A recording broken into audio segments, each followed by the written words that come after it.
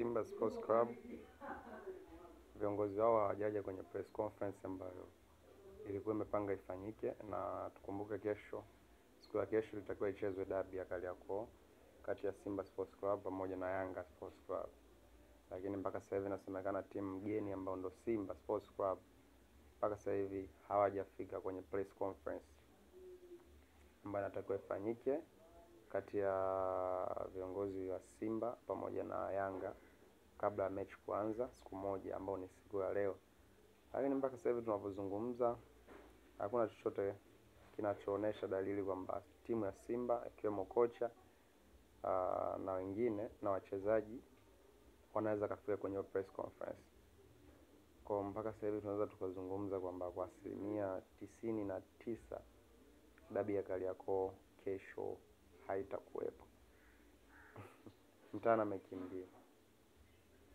Mtani amekimbia. Simba Sports Club wamekimbia.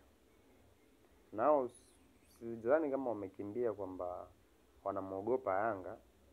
Hapana, ndio kile ambacho tulikuwa tunakisema mwanzoni kwamba ni heshima au ni kutaka kuonesha pia ukubwa kwa upande wao, kwa sababu Yanga Sports Club wao waliahirisha mchezo uliopita na wakasema kwamba hawataweza kuhudhuria mpaka pale ambapo masharti yao yatatimizwa. Na Simba pia walitoa taarifa tarehe ile ambayo ilikuwa ni tarehe 20 na ilikuwa 15 kama sijakosea. Kama sijakosea ni 15. Mnaweza mkanikumbusha kwenye comment kwamba Simba wao walisema pia kwamba tofauti na siku ile hawatakuja kushiriki pia mchezo huo.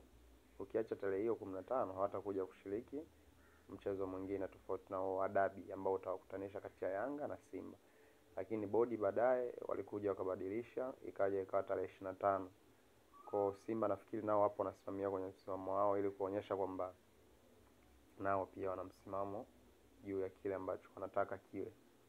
Kwa hiyo tusikilizie, lakini sidhani kama kesho dabi itakuwepo.